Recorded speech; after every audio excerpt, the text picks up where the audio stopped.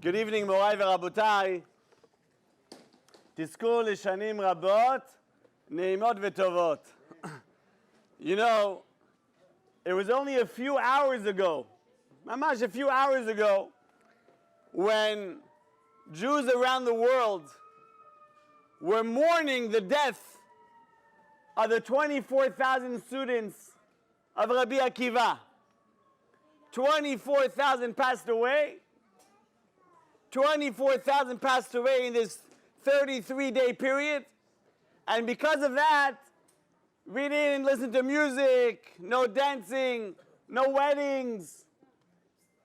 We had no haircuts, many minhagim to mourn their deaths. And here we are right now, Lag BaOmer, Shtabach Shemo La'ad. We have great music, we're having dancing, delicious food, people have bonfires all over the place. And then, probably in another 24 hours or so, when all the festivities come to an end, and all the restrictions are gone, we're going to forget about everything. Business as usual. Life as it always was. And Morai v'Rabotai, harei ze ta'ut gadol. This is a major, major mistake. You know, anytime you mourn for 30 plus days, whatever it may be, you're mourning 24,000 deaths because they didn't honor each other. Lo nagu kavod ze bezeh. They didn't honor each other properly. And then we're celebrating like we are tonight in Israel, in Meron, you have hundreds of thousands of people celebrating the Torah that was reignited through the new students of Rabbi Akiva, the 5 new students, including Rabbi Shimon Bar Yochai. To let this memory fade away and just disappear is, in my opinion, a big tragedy. It's chaval not to take the lessons. So I want to share with you in the very few minutes, ladies and gentlemen, there's a few points to ponder, a few things to think about, and Bezrat Hashem, hopefully we could be inspired to take the momentum and carry it on for the remainder of the year. I'm sure all of you heard of the yeshiva in Lakewood, the Lakewood Yeshiva. Some of you probably have family members that Baruch Hashem attend there, they learn over there. Yomam v'layla mamash, people learning Torah, b'admada, toiling over Torah in a tremendous fashion. And ladies and gentlemen, we don't realize it took a lot of work to start such a place. You had to have a great leader to put together such a yeshiva. And who was the man behind this yeshiva? HaGaon Harav Aaron Kotler Zatzal. When Aaron Kotler came, he's the one that got this yeshiva started, and he's the one that has the zuchuyot of this yeshiva for the rest of history. Who is his father-in-law? His father-in-law was Harav Isser Zalman Meltzer, a tremendous, tremendous leader of Orthodox Jewry. He had a yeshiva. He was a man that wrote sfarim that basically are learned by the entire yeshiva world. So listen very carefully to this story to show you what a gadol is, Morai v'Rabotai. Listen very carefully. He was doing the final touches on his book. He was putting the final touches, and the editing is very difficult. A lot of work into the editing. As he's doing the final touches and he's ready to print the sefer, he tells one of his students, I want you to take me to the house of Harav Moshe Chevroni. Rav Moshe Chevroni was a Rosh Yeshiva in Chevron Yeshiva. There were 3 Rosh Yeshivas there. He was one of them. Chai, we'll take you there, no problem. Late at night, they go to the house of this Rav Moshe Chevroni, knock on the door. They come in, Shalom Aleichem. Oh, what are you doing, Kvod Harav? You should have I would have came to your house. You shouldn't be coming to my house. No, I have a very serious question to ask you. What's the question? He says, you see, I'm writing this book on the Rambam. I have a question. I need you to help me find an answer. Could you help me with the answer? So they start learning the topic together, and Rav Chevroni gives him a beautiful answer. Rav Isser Zalman Meltzer says, wow, what a chidush. Thank you so much. Is it okay if I quote you in my book? He says, it would be a great honor, a big zechut for me to be quoting your book. Of course, why not? Chai, Morai v'Rabotai, Rabbi Isa Zalman Meltzer, the elder Rosh Yeshiva, leaves the house of Rav Chevroni, and he goes back home. Now the student says, Kvod Harav, I don't get it. You had to ask him this question? You are the Gdol Ador. You have to go to a younger Rosh Yeshiva and ask him this question? What's going on over here? Listen what Rav Isa Zalman Meltzer answered. Morai v'Rabotai, ladies and gentlemen, listen very carefully. Rav Meltzer said, as I'm editing my book from cover to cover, I realized I quoted two of the Rosh Yeshiva of Chevron Yeshiva. There's three. Two of them were quoted in my book. This one I didn't quote.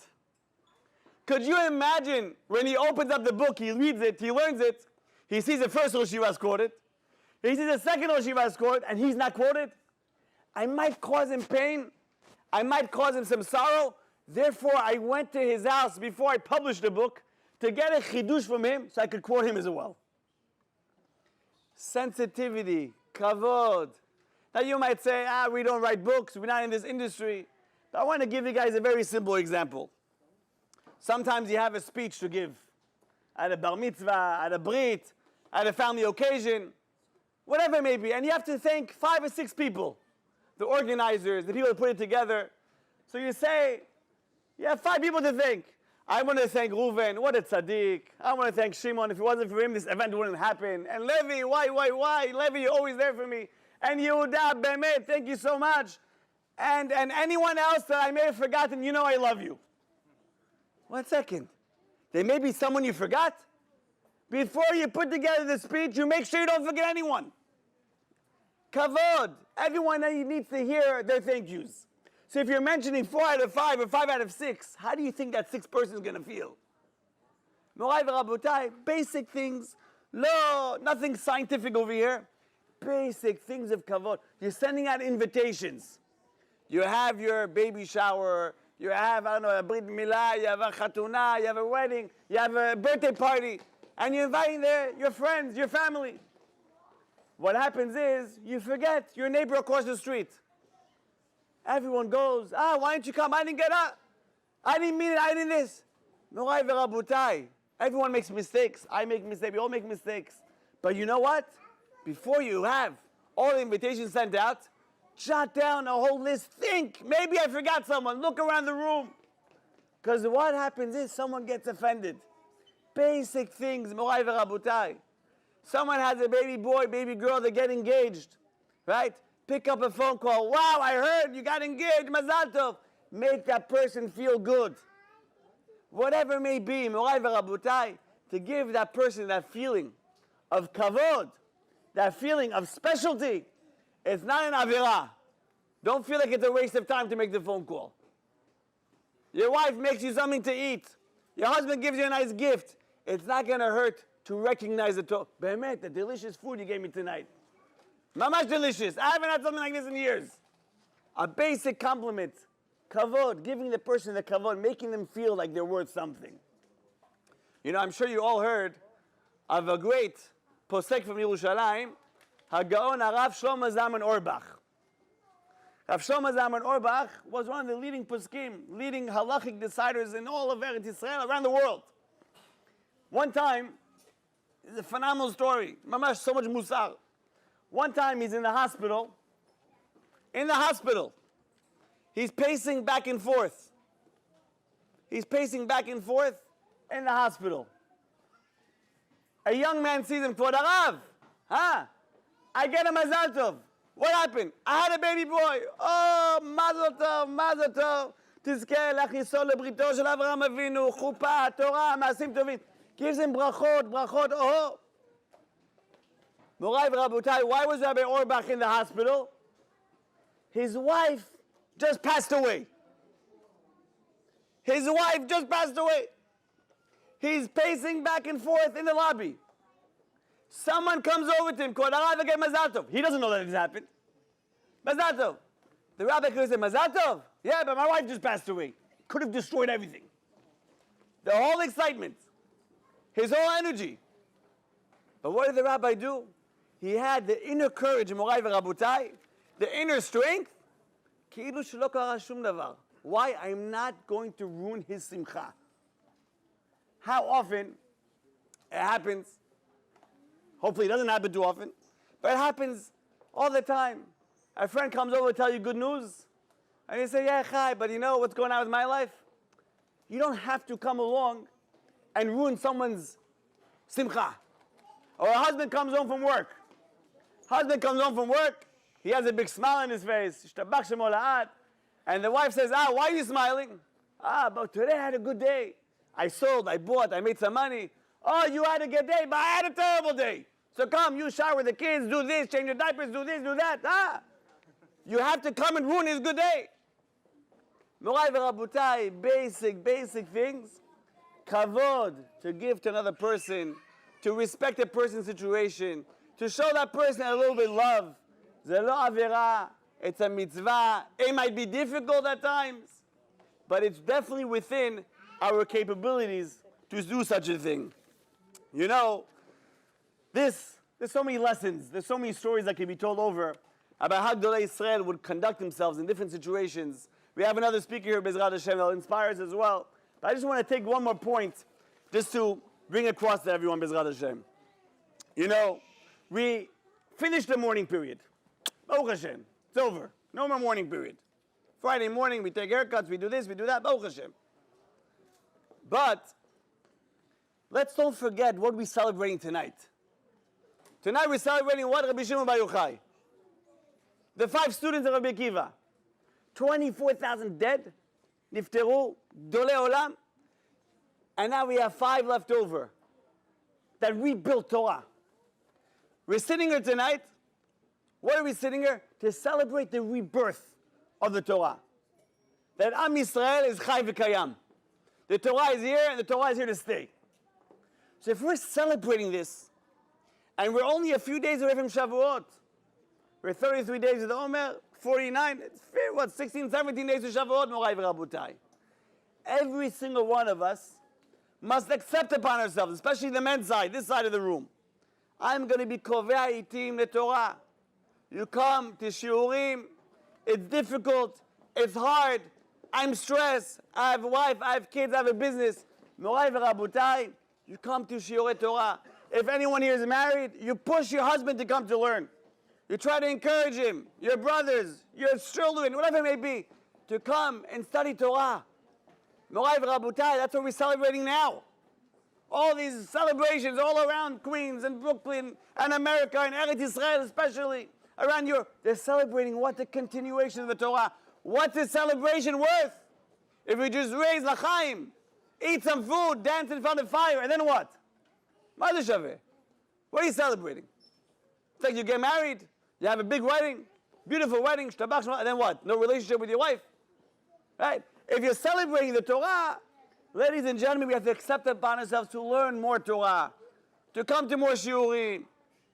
But what do we do with the excuse that it's too hard for me, it's too late for me, I'm 40, I'm 30, I'm 50, I'm 60, I cannot grasp Gemara, I cannot understand halakha, I cannot understand any mishnayot. I'll tell you guys a very beautiful mashal, and Bezrat Hashem, if you take it to heart, we'll see some major changes. There was once a gemach. What's a gemach? Gemilut chasadim. Some gemach hand out free clothes, some hand out other utensils, furniture.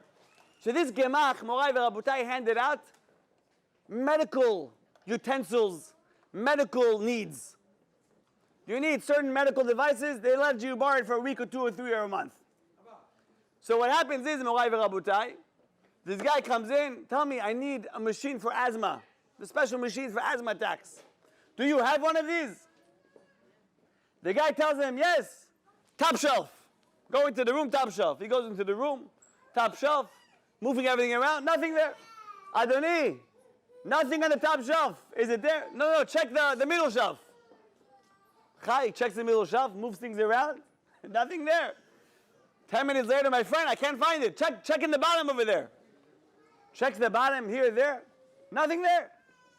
Is it nothing here? Now he says, no, check the other closet. Eventually this guy gets angry, he's like, Ma, he comes to the front desk, to the secretary, you playing games with me? You're telling me up shelf, bottom shelf, middle shelf, this closet. Where is this machine? Okay, relax, my friend. And the secretary takes it out from under the desk. Here's the machine. You can have it. He's like, B, are you serious? You made me look for a half hour? And you had this under your desk the whole time? What, you're playing games? Look what the man tells him. He says, Habibi, I want you to know, this is asthma season. A lot of people come here to get this machine just in case. So the people that come to take it in case they need it, they look for 2 minutes and they leave. They don't find it, they leave. The people that really need it, they look and they look and they look, and then when they get upset, I know they really need it. Here, take it. I don't just give it away, because you know what's going to happen? After a week, I'll have no more machines. And the people that don't need it will have it. Morai v'rabotai, there's a rule. Yagata u'matzata ta'amin. If you want to acquire Torah, if you want to grow spiritually, it doesn't just happen like that. You got to toil. You got to find time in the day. Yes, you have a business. Yes, you have children. Yes, you have this. Yes, you have that. You're going to have to go out of your way, get a little stressed out, a little burnt out, but eventually, you will grow. Eventually, you will see the fruits of your labor. But if you think to come to a shiur or two, you sit back, you listen, I don't know, and you go back home, watch TV the rest of your life.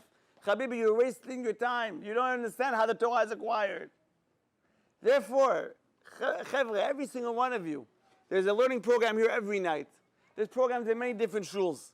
There's no reason why the men should not be here at least for a half hour every night. At least. You can't come for the full hour and a half shiur, fine. I understand. Half hour, you don't have half hour? From 8:30 to 9, or 9 to 9:30, or 9:30 to 10. And the women, it's tough to let your husband go. They said, tell him go, Habibi, go off for 20, 30 minutes. Go learn Torah, it's not going to hurt you. It's going to be beneficial. Adarabah, they're going to become a little odam, as they say, become a little mensch. There's no reason why I have to send them out. This is what we're celebrating tonight, the Torah Kedusha. Toratenu Kedusha, ki hem chayenu, ve'orech yamenu, u'bahem ne'egeh yomam v'layla. Morai v'rabotai, Bezrat Hashem, if you can take this message to heart. Number one, sensitivity. Sensitivity, learn from Rav Isser Zalman Meltzer. He was not willing to publish the book if only 2 out of 3 Rosh Yeshiva to quote. He had to quote all of them. Be careful with your friends' emotions when it comes to invitations, phone calls, whatever it may be. Learn from Rav Shlomo Zalman Auerbach not to ruin people's excitement. And keep in mind the Torah is our fire. The Torah is what keeps us as a nation going. Yiratzon, Bezrat Hashem, we should Bezrat Hashem grow in Torah and Yirat Shamayim. Us, our community, our families, v'chen Yiratzon, v'nomar Amen.